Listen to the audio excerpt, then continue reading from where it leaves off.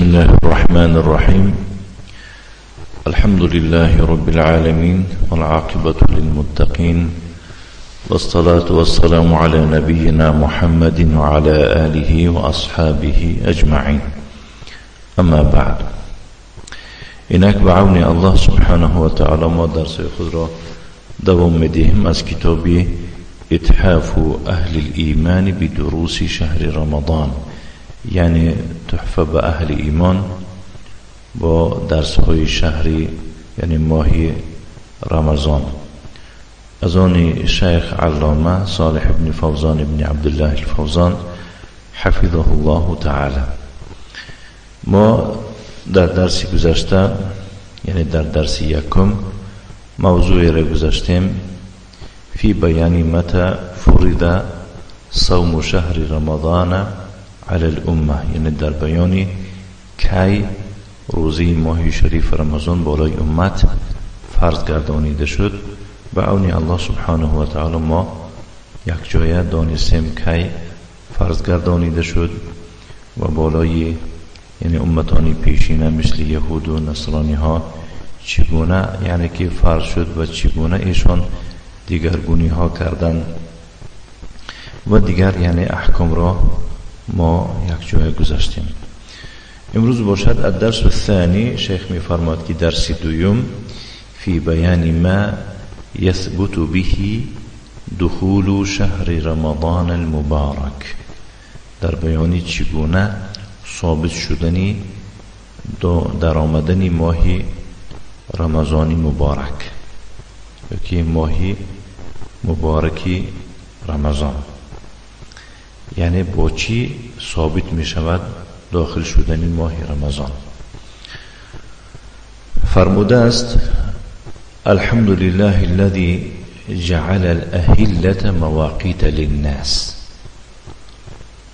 تمام مدح و ستایش صرف و مخصوص الله باد، ذاتی که ماه ها را همچون وقت برای عبادتی مردم قرار داده است. یعنی که هر ماه یگان ماهایی هست که مثال گیریم ماه کلان شدن و میده شدنش، اینها را الله سبحانه و تعالی همچون وقتهای عبادت برای مردم الله تعالی قرار داده است که به وسیله این ماه مثلا گیریم بسیار چیزها را میدونن، مثلا ماههای حج را میدونن، ماه رمضان را میدونن، عده زنها را میدونن و هكذا. والصلاة والسلام على نبينا محمد وآله وصحبه ومن تبعهم بإحسان. اما بعد، و درود و سلام به پیغمبر ما محمد و به خاندان او باد و به اصحابش و به کسانی که با طریق نکو پیروی از ایشان میکنند باد. اما بعد، سپس قال الله تعالى، الله تعالى فرمود فمن شهد منكم الشهر فليصم. سوره بقره آیه 185. یعنی کسی از شما را این ماه فرا رسد باید که روزه این ماه را بدارد. شیخ فرمود فقد اوجب الله سبحانه في هذه الآية على عباده صوم شهر رمضان كله من أوله إلى آخره. واقعا الله سبحانه وتعالى در این آیه کریمه روزی ماه رمضان را از اول تا به آخر بالای بندگانش فرض قرار داده است، واجب گردانیده است. و اوله یعرف باحد امرین، یعنی اولی رمضان را با یکی از دو چیز دانسته می شود کی رمضان داخل شد. الامر الاول، امر یکم، رؤیت هلاله، دیدن ماه رمضان، یعنی ماه را دیدن. و دیدن ماه روزی ماه رمضان واجب می شود. لما رواه الشيخان وغيرهما عن ابن عمر رضي الله عنهما. بنابر آن روایتی که هر دو شیخ یعنی بخاری و مسلم و دیگران از ابن عمر یعنی از عبدالله ابن عمر رضی الله عنهما روایت کردند که ان النبي صلى الله عليه وعلى آله وسلم قال، پیامبر صلی الله علیه و سلم چنین فرمود: اذا رأيتم الهلال فصوموا، وقتی که شما ماه را دیدید بس روزه بگیرید. و اذا رأيتموه فافطروا، وقتی که آن را دیدید بس افطار بکنید، روزی خود را به اتمام رسانید. فإن غم علیکم، اگر ماه بالای شما پوشیده گردد، یعنی به سبب ابر، باران، تمن، غبار و هكذا، فاقدروا له، یعنی باید که شما فاقدروا له اساساً به معنای آن که ماه شعبان را عددی شماره های روزهای ماه شعبان را به اتمام رسانید، یعنی شعبان را 30 روز قرار دهید. همین می شود. بعد 31 این یکم روزی رمضان می شود. اخرجه البخاری و مسلم، حدیث را بخاری و مسلم روایت کردند. وروى الإمام أحمد والنسائي عن ابن عمر رضي الله عنهما عن رسول الله صلى الله عليه وعلى آله وسلم أنه قال، يعني امام احمد و امام النسائي هر دو از ابن عمر یعنی از عبدالله ابن عمر رضی الله عنهما روایت میکنند که رسول الله صلی الله علیه و سلم چنین فرمود: لا تصوموا حتى تروا الهلال، یعنی تا ماه را نبینید روزه نگیرید. ولا تفطروا حتى تروا، و افطار مکنید یعنی روزی خود را به اتمام نرسانید، نخورید تا آن را نبینید. اخرجه البخاری و مسلم، حدیث را بخاری و مسلم با رقم های مخصوص چه روایت کردند. واللفظ لهما، این لفظی که خواندیم از آن هر دو می باشد، از آن بخاری و مسلم می باشد. و فیه عندهما، در همین لفظ در نزد هر دویشان زیاده یعنی چیزی علاوه آمده است. و هی الجمله الاخیره فی الحدیث السابق، جمله آخر که در حدیثی گذشته است. و هی قوله فإن غم علیکم فاقدروا له، کما فی البخاری، چه خیلی که در بخاری آمده است فإن اغمی علیکم فاقدروا له. غم علیکم و اغمی علیکم هر دو به یک معنی می باشد. این در نزد مسلم آمده است، یعنی فإن اغمی علیکم در نزد مسلم آمده است. و معنی غم علیکم، معنی غم علیکم ای اذا غطا الهلال، شان یگان چیز اگر ماه را بپوشد، حال دون رؤیته لیلة 30 من شعبان، شبی 30 ماه شعبان اگر چیز ماه را چکا کند، پرده پوش کند. من غیم خواه ابر باشد او قطرین، یا که مثال چی باشد، غبار باشد. فقدروا عدد شهر شعبان تامه، بس در این حین شماره ماه شعبان را به اتمام رسانید. بأن تکملوه 30 یوما، یعنی ماه شعبان را 30 روز قرار بدهید. بس 31 روز یکمی ماهی رمضان می شود. وروى الطبراني عن طلق بن علي رضي الله عنه أن الله جعل هذه الأهلة مواقيت.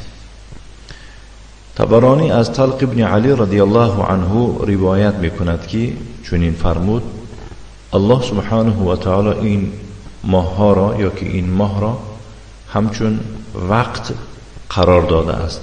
فاذا رأیتموه، بس چون شما آن ماه را ببینید، فصوموا، روزه بگیرید. و اذا رأیتموه فافطروا، وقتی که آن را ببینید افطار بکنید.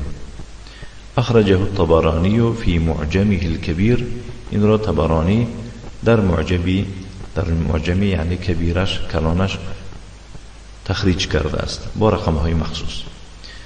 و روى الحاکم عن ابن عمر رضی الله عنهما، و حاکم از ابن عمر، از عبدالله ابن عمر رضی الله عنهما چنین روایت کرده است که گفت جعل الله الاهلة مواقیت للناس، یعنی ماها را الله برای عبادات مردم همچون وقت قرار داده است. فصوموا لرؤیته و افطروا لرؤیته، بنابراین به دیدن ماه روزه بگیرید و به دیدن آن افطار بکنید، یعنی روزی خود را به اتمام و بخورید. اخرجه الحاکم فی المستدرک، حاکم این را در مستدرک، نامی کتابی حاکم است، تخریج کرده است. و احمد فی المسند، و امام احمد در کتاب خود به نام المسند. و دارقطنی فی سننه، و دارقطنی باشد در سنن خود. و قال الحاکم، در آخر حاکم گفت که صحیح علی شرط شیخین باید باشد، یعنی حدیث صحیح است به شرطی هر دو شیخ ها. و وافقه الذهبی، با این موافق کرد و که موافق آمد امام الذهبی. شیخ می فرماد که ففي هذه الاحاديث الشريفه وجوب صوم رمضان برؤية هلاله، در این حدیث های شریف یعنی تعلیق وجوب صوم رمضان، یعنی چنین اشاره است و واجب بودن ماه رمضان با دیدن همان ماه. و النهی عن الصيام بدون رؤية الهلال، و منع آمده ایستاده است یا که منع اشاره به منع است از روزه گرفتن به ندیدن ماه، یعنی که روزه را ندیدی منع از روزه گرفتن، چخیلی که میگن در روزی شک. و ان الله جعل الاهلة مواقیت للناس بها يعرفون اوقات عباداتهم و معاملاتهم، الله سبحانه و تعالی ماه را همچون برای وقتی معین عبادات مردم قرار داده است که به وسیله این ماه ها مردم وقتهای عبادت هاشونه، وقتهای معامله هاشونه میدانند. کما قال تعالی، چنانه که الله تعالی فرمود در مورد حج یسألونک عن الاهله قل هی مواقیت للناس والحج، یعنی ایشان تو را سوال میکنند درباره ماه نو، بگو این ماهای نو یعنی وقتهایی هستند که مردم برای خود چه وقتهای تعیین شده خود را میدانند و وقت حج را نیز میدانند. و هذا من رحمت الله بعباده و تیسیره لهم، این هم از جانب الله سبحانه و تعالی نسبت بندگانش مهربانی و آسودگی و آسانی است برایشان. حيث علق وجوب الصيام بأمر واضح، که یعنی واجب بودن روزه را با یک چیزی، با یک امری واضح و روشن چی تعلیق کرده است، وابسته کرده است. و علامتا بارزتا، با یک علامتی هویدا روشن معین کرده است که یرونها باعینهم، با چشمان خود ایشان چی آن را میبینند. وليس من شرط ذلك ان يرى الهلال كل الناس، یعنی شرط آن نیست که ماه نو را همه مردم در یک جایگی ببینند، بل اذا رآه بعضهم ولو كان شخصا واحدا لزم الناس كلهم الصيام، بلکه پاره از مردم اگر ببینند، گرچه یک نفر هم اگر ببیند، به همه مردم لازم می شود روزه گرفتن. قال ابن عباس یعنی عبدالله ابن عباس ابن عبد المطلب الهاشمی چنین گفت: جاء اعرابی الى النبي صلى الله عليه وسلم فقال إني رأيت الهلال، یعنی هلال رمضان، یعنی یک عربی بادیانشین به نزد پیغمبر صلی الله علیه و آله و سلم آمده چنین گفت: هر آینه من ماه را دیدم، یعنی ماهی رمضان را. فقال النبي صلی الله علیه و سلم، بس پیغمبر صلی الله علیه و سلم برایش چنین فرمود: اتشهد ان لا اله الا الله، آیا تو شهادت میدهی که جز الله یگان معبودی بر حقی نیست؟ قال نعم، گفت آره. قال گفت: یا بلال اذن فی الناس، ان يصوموا غدا. پیغمبر صلی الله علیه و آله و سلم به بلال چنین گفت ای بلال در میان مردم اعلان بکن که فردا همه روزه بگیرن. رواه ابو داود، حدیث را ابو داود چی روایت کرده است.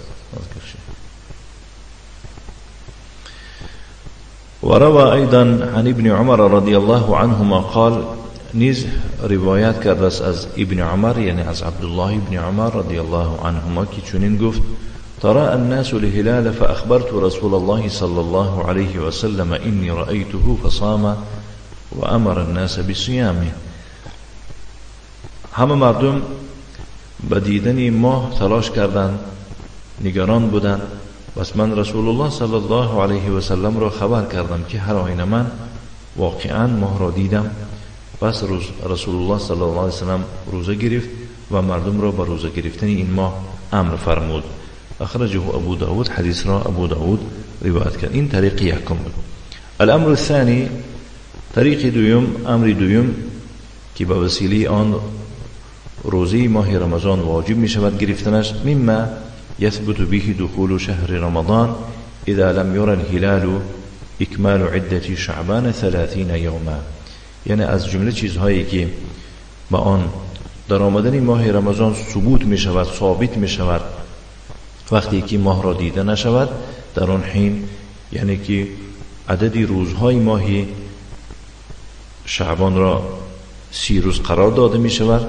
قال علیه الصلاة والسلام، در این مورد او پیغمبر صلی الله علیه وسلم فرمود فإن غم علیکم فاقدروا له، وقتی که با شما ماه پوشیده شود بس شما یعنی که شماری ماهی پیش از رمضان را پر بکنید، یعنی 30 روز قرار بدهید.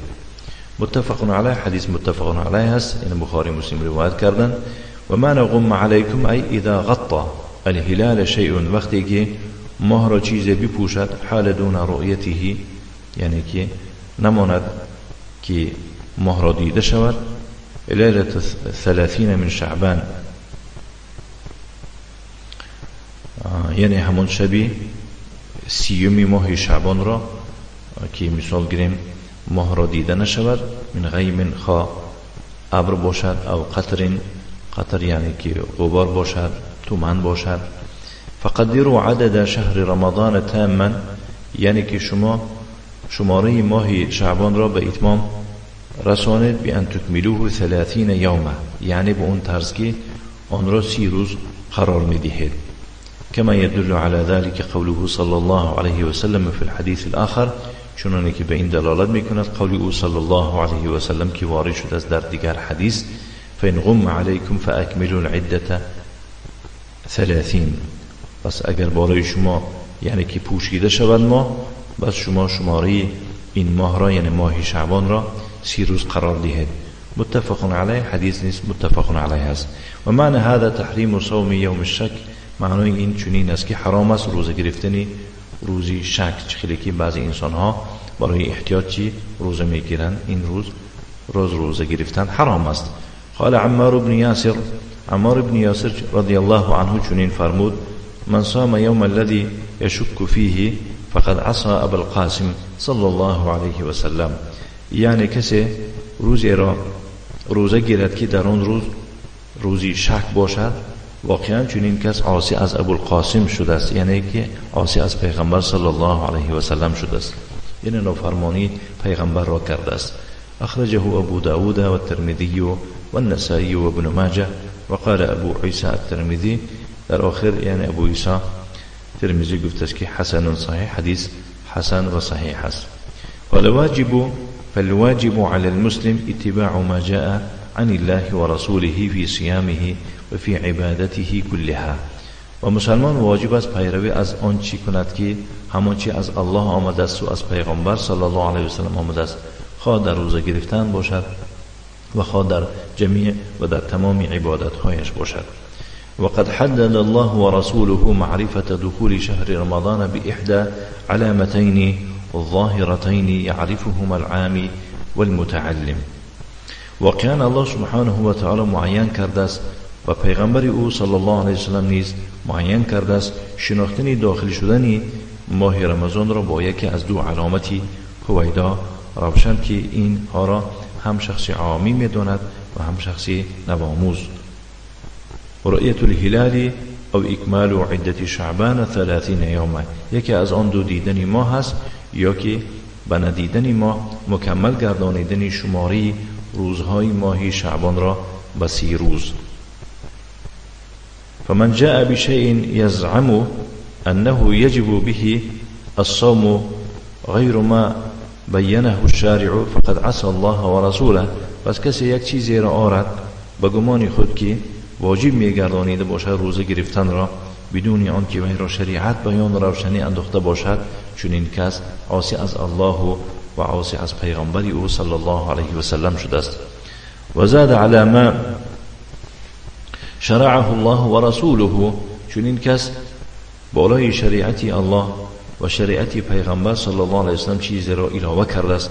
و ابتدع فی الدین ما لیس منه، و در دین یک چیزی را ایجاد کرده است که از دین نمی باشد.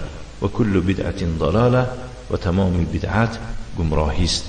کالذی یقول انه یجب العمل بالحساب الفلکی، مانند شخصی میگوید که واجب است عمل کردن با حساب فلکی، یعنی که با علمی استرونومیا، فی دخول شهر رمضان، در داخل شدن ماه رمضان. هذا مع ان الحساب عرضة للخطأ، با وجود این که این حسابهایی که میکنن حساب فلکی، این یعنی که روبرو با خطا شدنش هم ممکن است. و هو امر خفی، این یک کاری، یک امری پوشیده می باشد که لا یعرفه کل احد، هر کسی این را دانسته نمیتواند.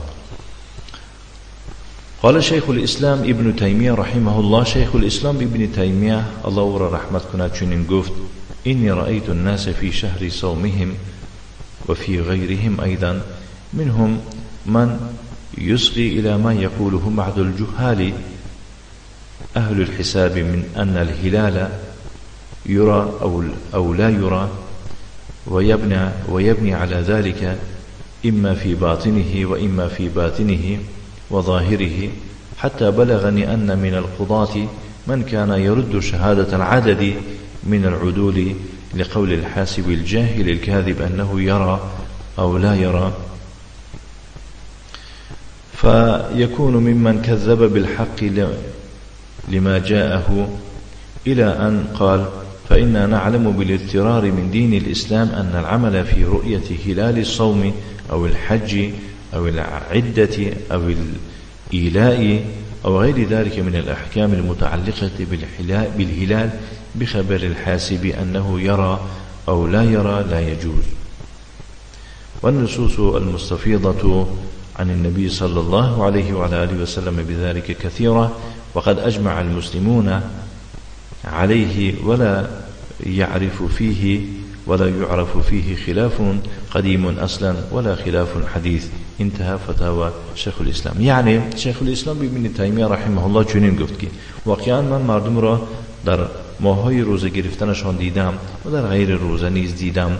از جمله ایشان کسانی هست که گوش فرا می‌دهد با آن چیزی که میگویند بعضی جاهل ها از اهل حساب، کسانی که حساب میکنند که مثال ماه را میبیند یا که نمیبیند و بنا بر آن میکند، یا در باطنش یا که در باطن و ظاهرش، یعنی که چی بنا میکند. حتی به من چنین رسید که قاضی های ان قضاتن، یکی از قاضی ها بود کسی که رد میکرد شهادتی شماره از عادلان را، برای خاطری چی؟ برای خاطری قولی همون حساب کننده جاهلی دروغی که دیده است که یا که ندیده است، بس از جمله شخص و اشخاصی می باشد چون این کس که حق را تکذیب کرده است نسبت آن چیزی که همون حق آمده است، یعنی به حق ناباور می باشد چون این کس.